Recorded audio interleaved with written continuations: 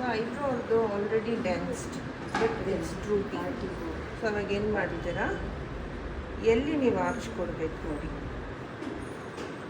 ಎಲ್ಲಿ ಡ್ರೂಪಿ ಆಗಿದೆ ಅದನ್ನು ಲಿಫ್ಟ್ ಮಾಡೋದು ಹೇಗೆ ಅಂತ. ಇವಾಗ ನೀವು ಇದನ್ನು ಮಾಡಿದ್ದೀರಾ, ಕರೆಕ್ಟಾಗಿ ಮಾಡಿದ್ದೀರಾ ಇಲ್ಲಿ ತನಕ. ಏನಿದೆ ಅದನ್ನೇ ಫಾಲೋ ಮಾಡಿದ್ದೀರಾ. ಇದನ್ನು ನೀವು ಲಿಫ್ಟ್ ಮಾಡೋದು ಅಂದರೆ ಇಲ್ಲಿ ಒಂದು ಲೈನ್ ಮಾಡಬೇಕು,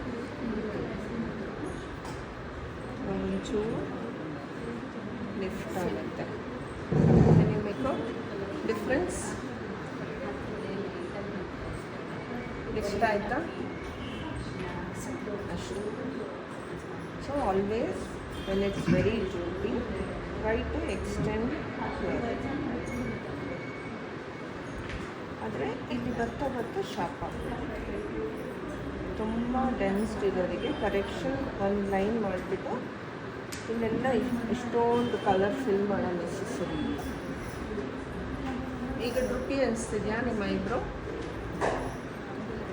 ಇದು ಒಂದು ಸ್ವಲ್ಪ ಹೈಲೈಟ್ ಆಗುತ್ತೆ, ಒಂಥರ ರೌಂಡಾಗಿ ಬಂತಲ್ವ? ಸೊ ಈಗ ಇದು ಡ್ರೂಪಿ ಇದೆ ಇವಾಗ. ಇದನ್ನು ಕರೆಕ್ಟ್ ಮಾಡ್ತೀರಾ?